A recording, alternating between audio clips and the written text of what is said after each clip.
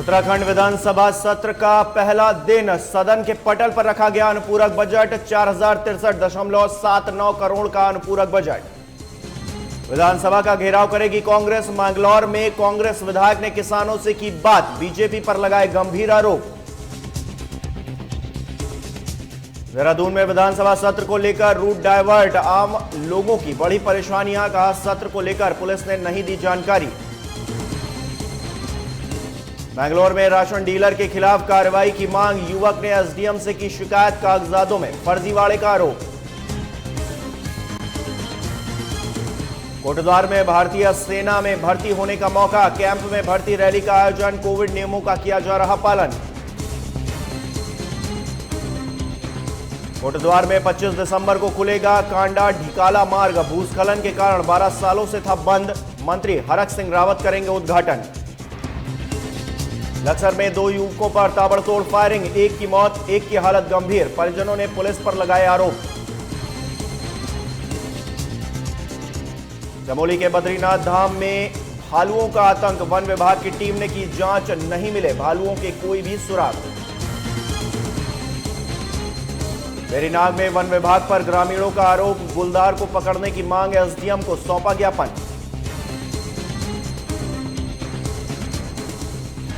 पहाड़ों पर सर्दी का सितम जारी, चमोली में लुढ़का पारा तो जम गया पानी, बर्फ की चादर से ढके पेड़ पौधे।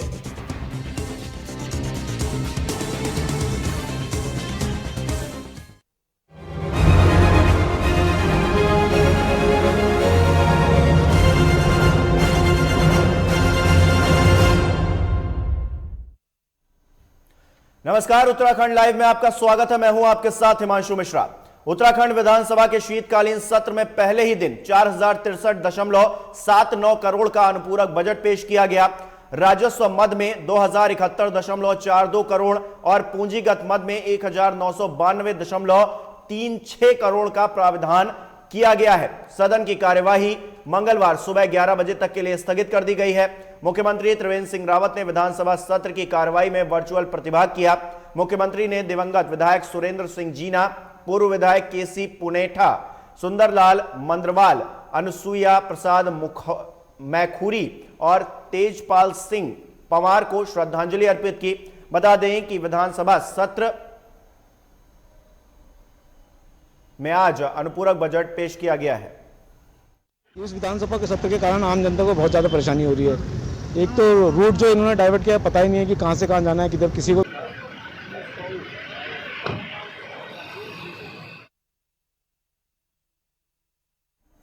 वहीं आज से शुरू हुए विधानसभा सत्र से आम जनता को काफी दिक्कतों का सामना करना पड़ रहा है।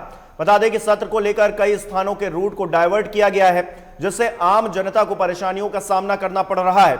स्थानीय लोगों की माने तो सत्र के दौरान यह दिक्कत हमेशा रहती है। उनका साफ तौर पर कहना है कि विधानसभा सत्र को लेकर पुलिस द्वारा कोई भी जानकारी नहीं दी गई है। इसके साथ ही कई रूटों को डाइवर्ट किया गया है, जिससे रोजमर्रा के कामों में काफी दिक्कतों का सामना करना पड़ता है और रास्ता डाइवर्ट होने की वजह से आम जनता को लंबी दूरी तय करके अपने गंतव्य स्थान पर जाने को मजबूर होना पड़ता है। इस विधानसभा के सत्र के कारण आम जनता को बहुत ज्यादा परेशानी हो रही है। एक तो रूट जो इन्होंने डाइवर्ट किया, पता ही नहीं है कि कहां से कहां जाना है, किधर किसी को भी इस बारे में नॉलेज नहीं है, तो इसलिए आम जनता को बहुत ज्यादा परेशानी हो रही है। आप भी आए थे, कुछ काम से आए थे विधानसभा? हाँ, हमें भी विधानसभा की तरफ काम था, बट पता ही नहीं चल पा रहा है हमें कहाँ से किस तरफ जाना है। बिल्कुल रूट का मतलब जरा सा भी अंदाजा नहीं है, जाने नहीं दिया गया, बिल्कुल नहीं जाने दिया जा रहा है। आम आदमी पार्टी ने उत्तर प्रदेश के बाद अब उत्तराखंड में भी सभी सीटों पर विधानसभा चुनाव लड़ने की घोषणा कर दी है। दिल्ली के उप मुख्यमंत्री मनीष सिसोदिया ने इसका ऐलान करते हुए कहा कि उनकी पार्टी उत्तराखंड की सभी 70 सीटों पर चुनाव लड़ेगी। आम आदमी पार्टी नेता मनीष सिसोदिया ने कहा कि वो 2 बार व्यक्तिगत रूप से उत्तराखंड गए हैं और वहां की जनता से मिले हैं। जनता की शिकायत है कि मुख्यमंत्री त्रिवेंद्र सिंह रावत ने वहां विकास के लिए कोई भी काम नहीं किया। बीजेपी ने जनता को सिर्फ ठगने का काम किया है। और क्या कुछ कहा गया है उनकी तरफ से, आप भी सुनिए। के बहुत सारे लोगों से मिलते थे और उत्तराखंड से भी लोग बहुत आते थे मुख्यमंत्री जी के पास में, अरविंद केजरीवाल जी के पास में आके उनका ये अनुरोध था कि भाई दिल्ली में जिस तरह के काम किए हैं उत्तराखंड में भी आम आदमी पार्टी को आना चाहिए, चुनाव लड़ना चाहिए, चुनाव लड़के सरकार बना के बिजली, पानी, शिक्षा, स्वास्थ्य, रोजगार, इलाके का डेवलपमेंट, उन पे जो काम दिल्ली में हुए वो होने चाहिए वहाँ पे। तो सारी चीज़ों को समझते हुए अरविंद केजरीवाल जी ने चुनाव लड़ने का ऐलान किया कि आम आदमी पार्टी उत्तराखंड की सभी सीटों पर चुनाव लड़ेगी। और उसके बाद से मैं 2 बार अभी व्यक्तिगत रूप से, और हमारे पार्टी के प्रभारी और सब लोग तो वहाँ काम कर ही रहे हैं, अच्छी टीम खड़ी हो रही है उत्तराखंड में, काफ़ी सीनियर लोग जुड़ रहे हैं धीरे धीरे और लोग भी जुड़ेंगे। तो मैं गया हूँ, जनता से मिला हूँ, तो वहाँ जनता की यही शिकायत है साहब कि मुख्यमंत्री त्रिवेंद्र सिंह रावत जी ने कोई काम नहीं किया। पिछले 4 साल से वहाँ पे कांग्रेस के मंत्रियों की और बीजेपी के मुख्यमंत्री की मिलीजुली सरकार चल रही है, तो वहाँ कोई काम नहीं हुआ। तो 0 वर्क चीफ मिनिस्टर उनको कह रहे हैं लोग वहाँ। वहीं मंगलौर विधानसभा क्षेत्र के विधायक काजी निजामुद्दीन ने अपने क्षेत्र के किसानों के बीच जाकर बैठक की और क्षेत्र में अभी तक हुए विकास कार्यों की समीक्षा कर जायजा लिया। उन्होंने कहा कि 22 दिसंबर को यूथ कांग्रेस पार्टी विधानसभा का घेराव करेगी और किसानों की समस्याओं, बेरोजगारी जैसे मुद्दों को विधानसभा में उठाएगी। वहीं किसानों का कहना है कि जिस तरह से बीजेपी सरकार ने पूरे देश के किसानों के साथ दुर्व्यवहार किया और पूरे देश के किसानों को फुटपाथ पर लाकर खड़ा कर दिया, ठीक उसी प्रकार किसान भी आगामी चुनाव में भारतीय जनता पार्टी को फुटपाथ पर लाने की तैयारी कर रहे हैं।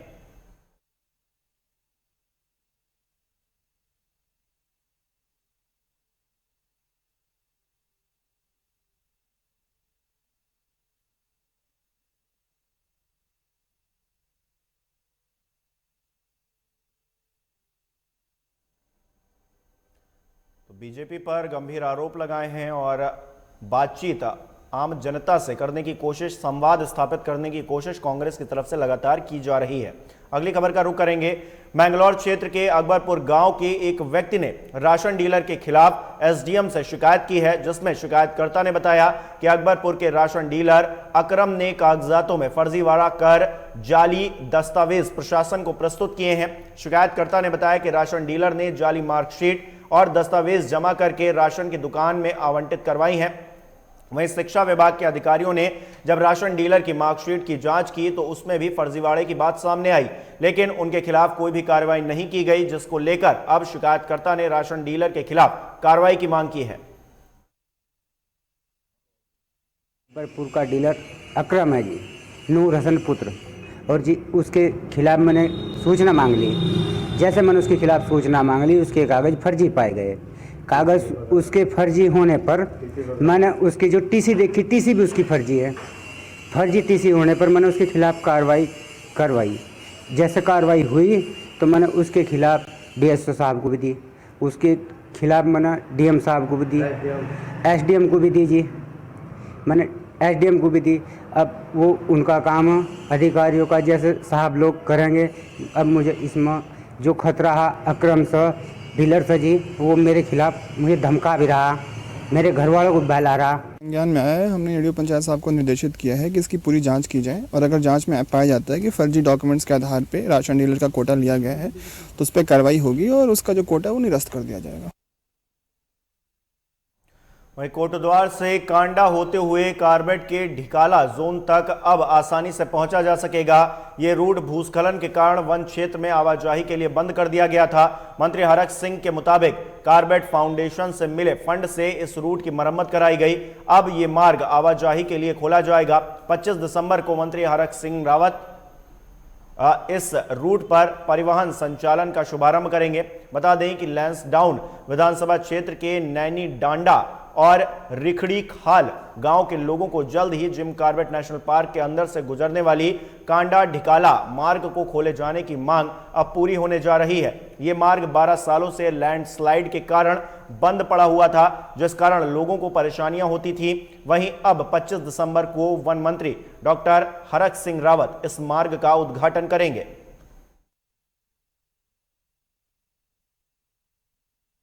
मैदान और से दुर्गा देवी गेट खोलने जा रहे हैं और 25 तारीख को 11 बजे कांडा, रथवा ढाब, कांडा और ढिकाला हम खोलने जा रहे हैं। और उस बड़ा कार्यक्रम के माध्यम से मैं स्वयं जाऊंगा, माननीय दिलीप रावत जी वहाँ के विधायक जी रहेंगे, और एक बड़ा कार्यक्रम। और ये 20 साल के बाद 2008 में इस कांडा ढिकाला के बीच में और रथवा ढाब के बीच में लैंडस्लाइड होने के बाद ये रास्ता बंद हो गया था। इस संबंध में मैं जो है माननीय वन मंत्री जी से मिला और अपने क्षेत्रीय विधायक हमारे जो है दिलीप रावत जी जो है, तो दोनों लोगों के द्वारा जो है इस पे सहमति करके और दिनांक 25 तारीख को जो है हमारे ये दोनों मार्ग जो है पर्यटकों के लिए खुलने जा रहे हैं। जो हमारे क्षेत्र के जो बेरोजगार और क्षेत्र की जनता है उसमें इस बात को लेके अब पुनः एक बार जो है आशा जागी है कि और वो लोग सब लोग जो है बड़े खुश हैं। तो 25 तारीख को ये माननीय वन मंत्री जी इसका उद्घाटन करने जा रहे हैं। कोटद्वार के Victoria cross Gabbar Singh camp में चल रही आर्मी सेना भर्ती के दौरान ब्रिगेडियर राहुल भटनागर ZRO लखनऊ के प्रेस वार्ता कर स्थानीय प्रशासन का धन्यवाद किया और कहा कि देश के किसी भी राज्य ने कोरोना महामारी के चलते रैली भर्ती का आयोजन नहीं करवाया। फिर भी सेना ने कोरोना महामारी के खतरों को दरकिनार करते हुए और युवाओं के भविष्य को देखते हुए उत्तराखंड के पौड़ी जिले में भर्ती रैली का आयोजन किया। ब्रिगेडियर राहुल भटनागर ने बताया कि विभिन्न जिलों से आ रहे बच्चों को 48 घंटे के अंदर कोरोना की नेगेटिव रिपोर्ट लाने के निर्देश दिए गए हैं। इसके साथ ही रैली में कोविड नियमों का भी पालन करवाया जा रहा है। जाकर उनके माता पिता को आश्वस्त कर पंचायतनामे और पोस्टमार्टम की अगली कार्रवाई अमल में लाई जाएगी और जो भी तहरीर प्राप्त होगी उसके आधार पर सभी संबंधित के विरुद्ध सभी संभावित पहलुओं से अग्रिम विधि कार्रवाई अमल में। 2 साल हो गए थाने में जा रहे हैं। 2 साल पिछली बार जब कास्ट गोली मारी हमारी छत पर रात को तो हमने कास्तूर उठा कर जब कोतवाल दरोगा ने ये कहा कि ऐसा क्या कास्तूर भुट्टे ग्रह ऐसा हो कास्तूर हमें क्या पता, हमको ना चलाओ तुम चलाओ तुम पता कि कब भुट्टे ग्रह। उन्होंने एक बार भी उसके घर आकर उसे उठाने की कोशिश नहीं करी। ठीक है जी। और अब गए, अब कल फायर करी मेरे घर के सामने तो यो जवाब मिला कि ऐसे तो रात पुलिस वाले 2 बजे यो जवाब मिला कि ऐसे तो फायर होती झूठ बोल लेते हम। अब हमें धमका कहने लगा साथ दोनों पक्षों को भीतर कर दूंगा था मैं। अरे हम तो करो पहले उन्हें तो उठाओ, हमें तो पहले करने, हम तो यहीं से खड़े। आप लापरवाही तो पुलिस की है, पुलिस तो हमारे थाने के पास खारियर कर रही है। गए थे बहादुरपुर दवा दिलवाने के लिए, वापसी आ रहे थे, वापसी आते हुए यहाँ से उनको गोली मारी गई। किसने गोली मारी? शिवपाल, अर्जुन, राहुल, राजू, सेठी, बुरा और इन्हें चलाने वाला आदमी है मैनपाल। सारी प्रक्रिया को चलाने वाला आदमी वो, सपोर्ट देने वाला वो, इन्हें हर तरफी। हमारे बच्चों को 2 साल से परेशान करा जा रहा, पुलिस ने कुछ नहीं करा इस मामले में भी। तो परिजन आरोप लगा रहे हैं लक्सर कोतवाली क्षेत्र के बसेड़ा गांव में दिन दहाड़े 2 युवकों की गोली मार दी गई। इसमें युवक जैकी की मौत हो गई है, जबकि दूसरे युवक दीक्षित की हालत गंभीर देखते हुए उसको हायर सेंटर रेफर किया गया है। घटना के पीछे आपसी रंजिश भी बताई जा रही है। मामले की गंभीरता को देखते हुए मौके पर भारी पुलिस बल को भी तैनात किया गया है। और यहां वक्त हो गया एक छोटे से ब्रेक का, फौरन हाजिर होता है।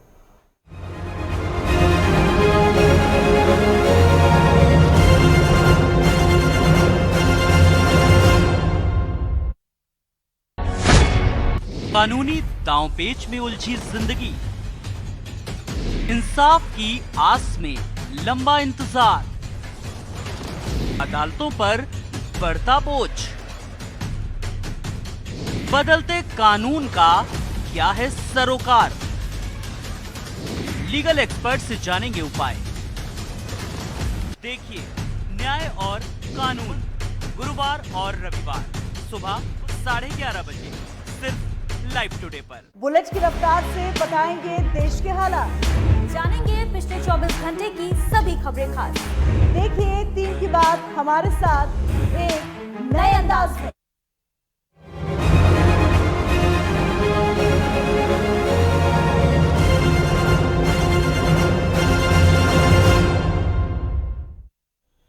ब्रेक के बाद आपका एक बार फिर स्वागत है। चमोली में बर्फबारी के बाद बद्रीनाथ धाम में भालुओं ने आतंक मचाना शुरू कर दिया है। भालुओं ने मुख्य बाजार में व्यवसायियों की दुकानें तोड़ दी हैं, जिससे लोगों को भारी नुकसान हुआ है। वहीं लोगों की शिकायत पर प्रशासन की टीम क्षेत्राधिकारी ब्रज मोहन भारती की अगुवाई में बद्रीनाथ धाम पहुंची, जहां पर टीम ने जांच पड़ताल की है और भालू द्वारा किए गए नुकसान का आकलन किया है। टीम ने बताया है कि उन्हें शिकायत मिली थी कि धाम के कुछ दुकानों में भालुओं ने काफी नुकसान पहुंचाया है, लेकिन उन्हें ऐसा कुछ भी नहीं मिला। हालांकि जांच टीम ने बद्रीनाथ क्षेत्र की सघन रैकी की है और बाद में टीम गोविंदा घाट मुख्यालय लौट आई है। आपको बता दें कि शीतकाल में बद्रीनाथ धाम के कपाट बंद होने के बाद धाम में एकदम सन्नाटा पसरा हुआ है, जिससे यहां जानवरों का आतंक बढ़ गया है। वहीं बेरीनाग में तहसील मुख्यालय से 12 किलोमीटर दूर जाख रावत गांव में लंबे समय से गुलदार का आतंक बना हुआ था, जिसको लेकर लोगों ने वन विभाग से गुलदार को पकड़ने की मांग की। बता दें कि बेरीनाग थल मार्ग से लगे हुए जाख रावत गांव में गुलदार एक कुत्ते को घसीटकर सड़क के कलमट में घुस गया। इस पर कलमट के बाहर लोगों का जमावड़ा लगा रहा। वहीं सूचना पर वन विभाग की टीम मौके पर पहुंची। ग्रामीणों ने वन विभाग पर गुलदार को छोड़ने का आरोप लगाया और तहसील कार्यालय में वन विभाग के खिलाफ प्रदर्शन कर एसडीएम को ज्ञापन सौंपा। ग्रामीणों का कहना है कि वन विभाग ने गुलदार को पकड़ने के बाद छोड़ दिया है। कल मैंने अपनी जान की परवाह किए बगैर गुलदार को इस कबर के अंदर बंद किया, जिसमें मात्र एक ही रास्ता था। गुलदार के बंद होने के लिए पिंजरा लगाया गया। वन विभाग वालों ने वहां उस पिंजरे का मुंह तक नहीं खोला और बाघ को भगा दिया। छोटे बच्चों ने जो ट्यूशन जाते हैं करीबन 8 या 10 में पढ़ने वाले, उन्होंने सुबह गांव में फिर से तेंदुआ देखा है, तो जिससे हम गांव पूरा भड़का हुआ है। गांव की महिलाएं कुछ और हम यहाँ पे जो एप्लीकेशन लेके आए हैं तहसीलदार साहब के पास, उप जिला अधिकारी जी के पास, हमारा यही एक मांग है कि दोबारा वहाँ पर जो पिंजरा है वो लगाया जाए और अगर भविष्य में कोई भी घटना तेंदुए द्वारा गांव में की जाती है तो उसकी पूर्ण जिम्मेदारी वन विभाग टीम की रहेगी। ऋषिकेश गंगोत्री हाईवे पर चंबा शहर के नीचे पहली सुरंग निर्माण में बीआरओ ने सफलता हासिल कर ली है। ऑस्ट्रेलियाई तकनीक की मदद से 440 मीटर लंबी सुरंग का निर्माण कार्य अंतिम दौर में है। सुरंग के भीतर साज सज्जा का कार्य पूरा होते ही नए साल में सुरंग से यातायात शुरू कर दिया जाएगा। चार धाम परियोजना सड़क चौड़ीकरण के तहत चंबा बाजार में कई भवन और दुकानें आड़े आ रही थी। भवन और दुकानों को टूटने से बचाने के लिए बाजार के नीचे सुरंग बनाने का काम शुरू किया गया, जो जल्द ही पूरा होने वाला है।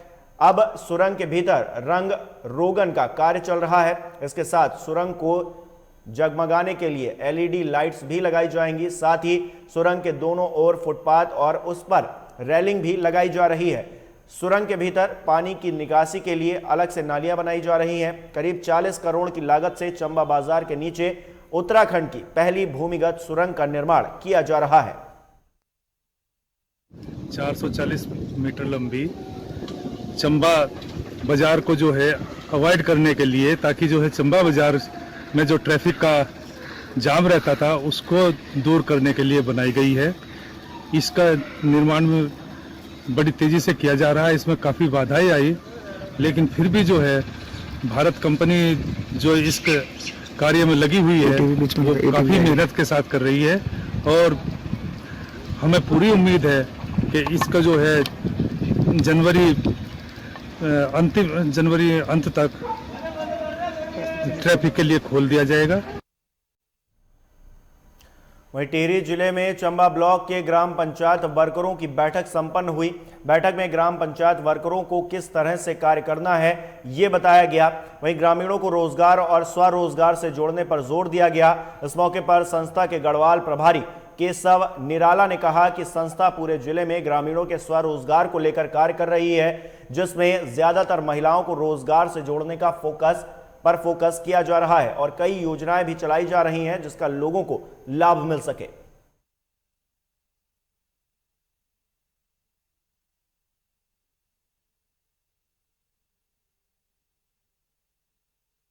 वर्करों को हम लोगों ने जो ये इसको ट्रेनिंग तो हम नहीं कहेंगे, लेकिन एक जो उनके बीच में हम लोगों ने एक संवाद स्थापित करने का काम किया। तो संस्था की गाइडलाइन के अंदर जितनी भी कार्य योजना संस्था की जो है पूरे देश के अंदर चलाई जा रही है, देश के 16 राज्यों के अंदर जो कार्यक्रम संचालित हो रहा है, उन सारी योजनाओं से जो है ग्राम पंचायत वर्कर को जानकारी दे दी गई है और किस रूप में आप लोगों को गांव के लोगों के बीच में सारी योजनाओं को लेकर के जाना है, इस पर चर्चा की गई है।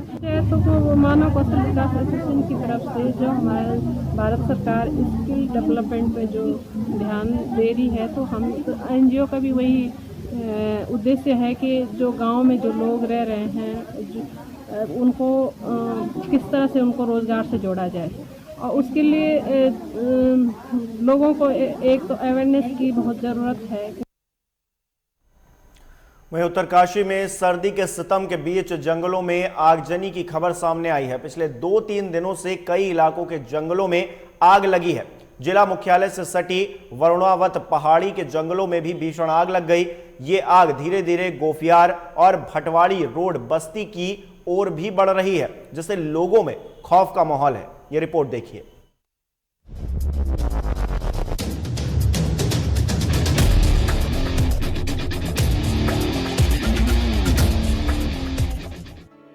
एक तरफ बर्फबारी तो दूसरी तरफ धधक रहे जंगल। उत्तरकाशी जिले के जंगलों में आग ही आग। पिछले 2-3 दिनों से कई इलाकों के जंगलों में लगी आग। वरुणावत पहाड़ी के जंगलों में भी लगी भीषण आग। उत्तराखंड के जंगलों में 72 दिन में झुलसे 5600 पेड़। वन महकमा आग पर काबू पाने में जुटा। शीतकाल की दस्तक के साथ ही जंगलों के झुलसने से परेशान वन महकमे ने पहाड़ों पर हुई बारिश बर्फबारी से राहत की सांस ली। लेकिन एक बार फिर से उत्तरकाशी जिले के जंगल धधकने लगे हैं और यह आग रिहायशी इलाकों तक पहुंचने लगी है, जिससे लोगों में दहशत का माहौल बना हुआ है। जिला मुख्यालय से महज 50 मीटर की दूरी पर वरुणावत की पहाड़ी की जंगलों में आग धधक रही है। अगर आग पर जल्द काबू नहीं पाया गया तो यह आग बस्ती पहुंचकर जान माल को नुकसान पहुंचा सकती है। वन विभाग के कर्मचारी पेड़ और घास की टहनियों के सहारे आग पर काबू पाने की कोशिश कर रहे हैं। हालांकि विभागीय अधिकारियों का कहना है कि फायर लाइन बनाकर आग पर काबू पाने की कोशिश की जा रही है। बाड़ाहाट रेंज अधिकारी रविंद्र पुंडीर ने कहा है कि वरुणावत पहाड़ी पर आग की सूचना वनकर्मी मौके पर पहुंच गए और आग पर काबू पाने की कोशिश करते नजर आए। स्थिति को देखते हुए मौके पर कर्मचारियों की संख्या बढ़ाई जा रही है। बता दें कि 1 अक्टूबर से 11 दिसंबर तक वनों में आग की 207 घटनाएं हुई, जिनमें से 291.52 हेक्टेयर जंगल झुलस पड़े। इस आग में 10 हेक्टेयर से लगा प्लांटेशन भी राख हो गया, तो वहीं 5600 पेड़ भी झुलस गए।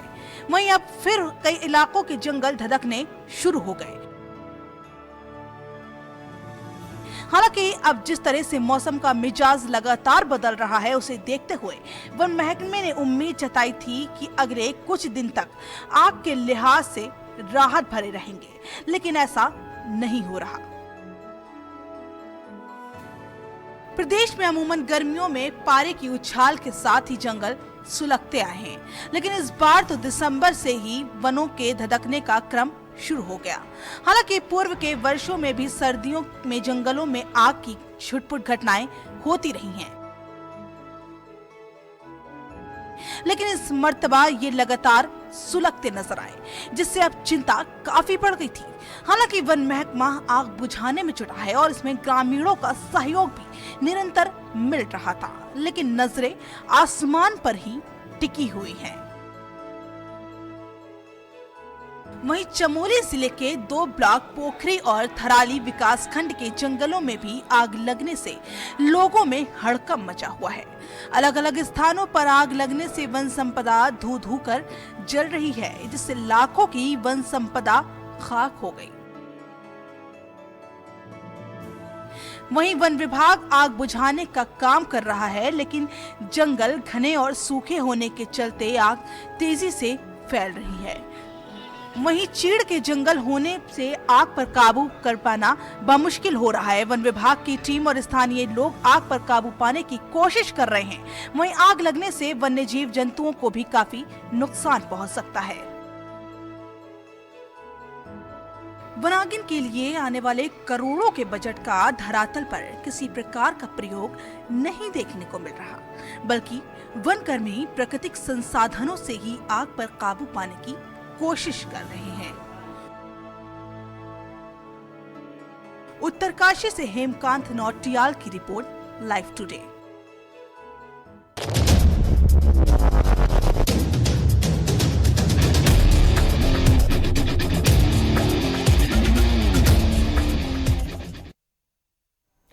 वहीं उत्तराखंड में कोरोना संक्रमित मामले कम होने का नाम नहीं ले रहे। पिछले 24 घंटे के अंदर प्रदेश में 464 नए संक्रमित मिले हैं। वहीं 5 संक्रमित मरीजों की मौत हुई है। प्रदेश में कुल संक्रमितों का आंकड़ा 86,000 के पार चला गया है। इसके साथ ही 6,177 सक्रिय मरीजों का उपचार चल रहा है। राजधानी देहरादून में सबसे ज्यादा 188 संक्रमित मिले हैं। इसके साथ ही अल्मोड़ा में 22, बागेश्वर में 4, चमोली में 18, चंपावत में 5, हरिद्वार में 31, नैनीताल में 73, पौड़ी गढ़वाल में 17, पिथौरागढ़ में 42, रुद्रप्रयाग में 16, टिहरी गढ़वाल में 11, उधम सिंह नगर में 19 और उत्तरकाशी में 18 लोगों में संक्रमण की पुष्टि हुई है। प्रदेश में अब तक 1413 कोरोना संक्रमित मरीजों की मौत हो चुकी है, जबकि 347 मरीजों को ठीक होने के बाद घर भेजा जा चुका है।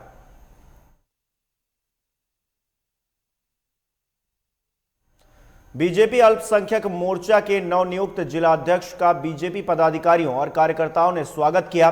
बीजेपी अल्पसंख्यक मोर्चा के नवनियुक्त जिलाध्यक्ष बहरोज आलम ने कहा है कि आज केंद्र और प्रदेश सरकार किसानों और जनता के हित में अनेकों योजनाओं का संचालन कर रही है।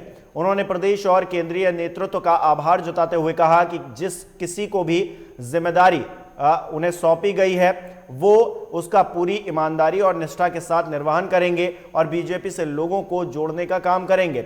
उन्होंने कहा कि आज किसान आंदोलन के नाम पर विपक्षी लोग केंद्र सरकार पर कृषि बिल को वापस लेने का दबाव बना रहे हैं, लेकिन ऐसा होने नहीं दिया जाएगा। जिस उद्देश्य के साथ केंद्र की मोदी सरकार ने इस बिल को पारित किया वो वास्तव में किसान हितैषी है और इस बिल के पास होने से किसानों को अपनी आय दोगुनी करने का मौका मिलेगा।